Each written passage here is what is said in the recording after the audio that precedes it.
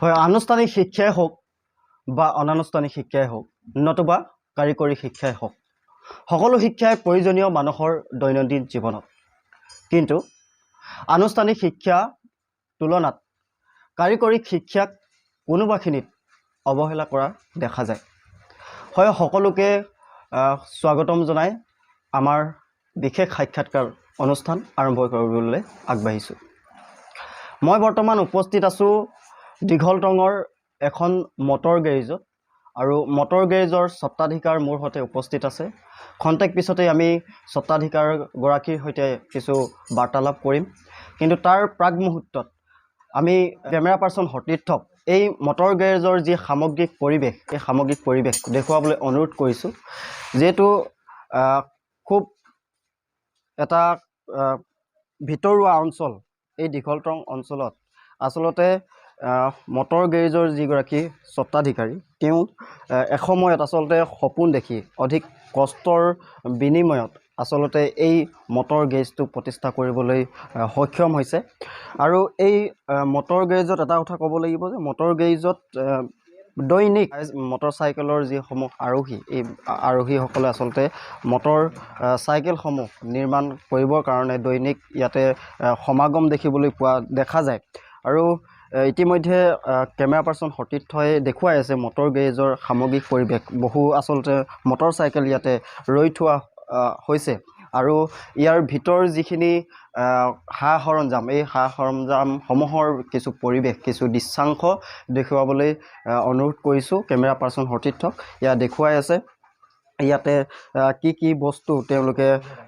সকলো বস্তুৰ নাম যেহেতু এই মুহূৰ্তত মই জ্ঞাত নহয় তেওঁ মুখেৰে এই মটৰ গেৰেজৰ স্বত্বাধিকাৰী আছে তেওঁ মুখেৰে আমি কিছুমান সা সঁজুলিৰ নামসমূহ আমি জানিবলৈ চেষ্টা কৰিম আৰু ইয়াৰ পিছতে আমি তেওঁৰ পোনে তেওঁৰ ওচৰলৈ আমি যাবলৈ চেষ্টা কৰিছোঁ যেহেতু তেওঁ অধিক কষ্টৰ বিনিময়ত আচলতে এটা এই মটৰ গেৰেজটো আচলতে বাস্তৱ ৰূপায়িত কৰিছে গতিকে পোনপ্ৰথমে আপোনাক স্বাগতম জনাইছোঁ আমাৰ হয় আপোনাৰ পোনপ্ৰথমে আপোনাৰ পৰা আপোনাৰ পৰিচয়টো জানিবলৈ বিচাৰিম পৰিচয়টো মোৰ নাম মনোজ দাস হয় মোৰ ঘৰ দীঘলটং তিনিআলিতে ক'বলৈ গ'লে একচুৱেলি হয় তাৰপিছত প্ৰশ্ন হ'ল মানে আপোনালোকে পোনপ্ৰথমে মই আপোনাক নিউজ চেনেলত নমস্কাৰ জনাইছোঁ হয় এতিয়া আপোনাৰ পৰা জানিবলৈ চেষ্টা কৰিম আপুনি আচলতে পোনপ্ৰথমে এনেকুৱা এটা পথ বাছি ল'ম বুলি আপুনি ভাবিছিলে নেকি হয় মোৰ এইটো ভৱিষ্যত কিবা এটা সপোন আছিলে তাতে মই কোনোবাই চব এইটো মানে চাকৰি কৰে কোনোবাই ধৰক বিজনেছ কৰে নানান ধৰণৰ বেলেগ কিবা ধৰণৰ আছে কিন্তু মোৰ মানে সৰুৰ পৰাই মোৰ এটা সপোন আছিলে সপোনটো মানে ভাবিছিলোঁ যে মই মটৰচাইকেলৰ কাম কৰিম তাৰপিছত সেইটো কৰিবলৈ মই একচুৱেলি সদিয়া 8 বছৰমান তাতে মই মানে আছিলোঁ 8 বছৰ কাম কৰি তাৰপিছত দীঘলটং তিনিআলিত আহিলোঁ আহি কিনি মানে গেৰেজ এখন খুলিলাও আৰু যেনে তেনে কৰিম মানে তাৰপিছত মোক ছাপোৰ্ট কৰিলে কিন্তু বাগজান গাঁৱৰ মানুহে মোক বহুত ছাপোৰ্ট কৰিলে আৰু মই তেখেতক কিন্তু বহুত ভাল পাওঁ আৰু মানে ভৱিষ্যতলৈকে যেতিয়ালৈকে থাকিম মই তেখেতৰ লগত বহুত ভালকৈ মানে থাকিব মানে বিচাৰিলোঁ কাৰণ মোৰ বিপদৰ সময়ত বহুত সহায় কৰিছিলে সেইটো কাৰণে বহুত ভাল লাগিছে মোৰ মানে এতিয়া আজিকালি ইয়াত থাকি মই এইটো মানে মনে ধাৰণা কৰিছিলোঁ যে নিজৰ এখন কেতিয়া গেৰেজ খুলিম নুখুলিম মানে এইটো কিবা এটা ধাৰণা আছিলে কিন্তু তাত লাষ্টত মানে খুলিব পাৰিলোঁ আৰু ভগৱানৰ আশীৰ্বাদত আৰু ৰাইজৰ আশীৰ্বাদত যেনে তেনে এতিয়া আমাৰ ধৰক মোটামুটি চলি আছোঁ আৰু যিমানবোৰ ধৰি লওক মটৰচাইকেল আৰোহীসকলে মটৰচাইকেলসমূহ নিৰ্মাণ কৰিবৰ কাৰণে আহে সেই ক্ষেত্ৰত আপুনি আৰু আন কোনোবা মানুহ ৰাখিছে নেকি সহায়ক হিচাপে সহায়ক হিচাপে মই আৰু 3জন মানুহ ইয়াত ৰাখিছোঁ বাৰু যাতে ৰাইজৰ কামবিলাক ভালকৈ হওক আৰু যদি প্লাছ কোনোবা মানুহ যদি কাষ্টমাৰ ফচি থাকে যে মোৰ বাইক বেয়া হৈছে আমাক ফোন কৰিলে আমি ঘৰত গৈ কিনেও মানুহৰ ৰাইজক সহায় কৰি আহোঁ অকল যে মই পইচাৰ কাৰণে কামটো কৰিছোঁ সেইটোও নহয় মোৰ কাৰণে কিবা এটা মানে ৰাইজৰ সুবিধাৰ কাৰণে মই ইয়ালৈ মানে উপস্থিত আছোঁ নিশ্চয়কৈ ক'ব লাগিব এয়া হৈছে মনোজ দাস তেওঁৰ আচলতে এই মটৰ গেৰেজ এটা তেওঁ অতি 8 বছৰ আচলতে অধ্যৱসায়ৰ ফলত 8 বছৰ কষ্টৰ বিনিময়ৰ ফলত আচলতে এই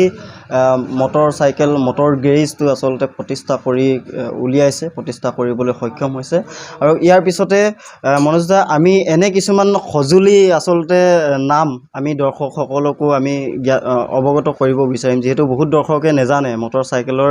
বহু সা সঁজুলিৰ নাম গতিকে সেই অকণমান আনকমন টাইপ যিখিনি ধৰি লওক প্ৰচলিত নহয়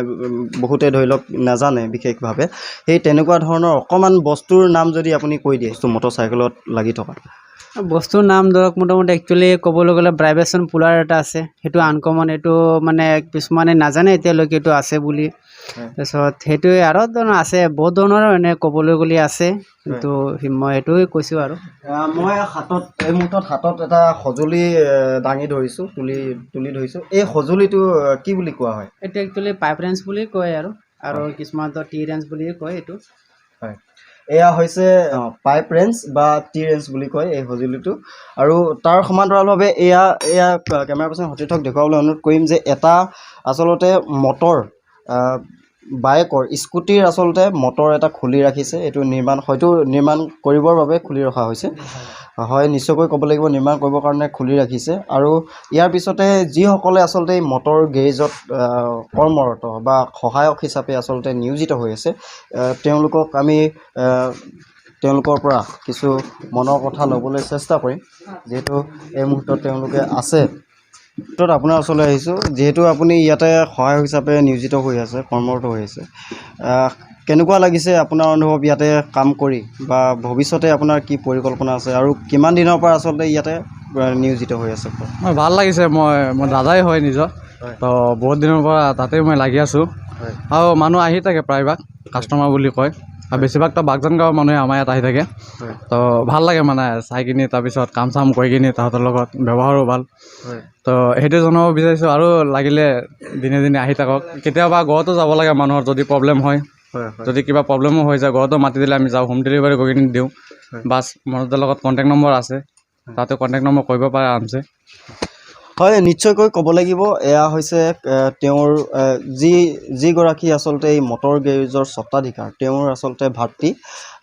নিজ ভাতৃ আৰু তেওঁ ব্যক্ত কৰিছে যে তেওঁ যথেষ্টখিনি আচলতে কষ্ট কৰি আছে তেওঁ ইয়াতে নিয়োজিত হৈছে সহায়ক হিচাপে তেওঁ যথেষ্টখিনি আচলতে সহায় কৰি আহিছে আৰু ভৱিষ্যতেও এই কাম কৰি যোৱাৰ তেওঁলোকৰ দুৰ্বাৰ হেঁপাহ দুৰ্বাৰ ইচ্ছা এই মুহূৰ্তত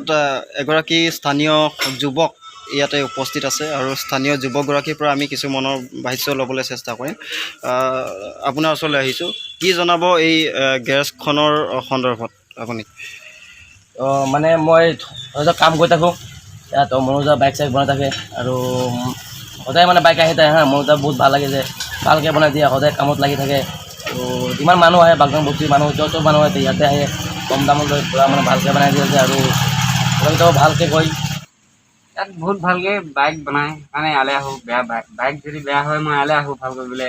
এতিয়া এখন বেয়া হ'ল এতিয়া ইয়ালৈ আহিলোঁ বৰ্তমান ভাল কৰিবলৈ ইয়াত মানে মনোজে বহুত ভালকৈ বনাই দিয়ে আৰু ইমান পইচাও মানে নালাগে ইয়ালৈ আহোঁ ভাল কৰিবলৈ আৰু এই মুহূৰ্তত মই ইয়াৰ সামগ্ৰিক পৰিৱেশ কেমেৰা পাৰ্চনৰ সৈতে দেখুৱাবলৈ চেষ্টা কৰিলোঁ আৰু সঁচাকৈ ক'ব লাগিব যে আনুষ্ঠানিক শিক্ষাৰ তুলনাত আচলতে কাৰিকৰী শিক্ষাৰ ক্ষেত্ৰত যিমানখিনি গুৰুত্ব প্ৰদান কৰিব লাগে সিমানখিনি আচলতে গুৰুত্ব প্ৰদান কোনোবাখিনিত হয়তো কম কৰা দেখা যায় গতিকে আমাৰ আজিৰ এই সাক্ষাৎকাৰ অনুষ্ঠানটোৰ পৰা আমি সমগ্ৰ অসমবাসী ৰাইজক এটাই আহ্বান জনাব বিচাৰিছোঁ যে কেৱল আনুষ্ঠানিক শিক্ষাই নহয় কাৰিকৰী শিক্ষাকো আচলতে সমানেই গুৰুত্ব প্ৰদান কৰক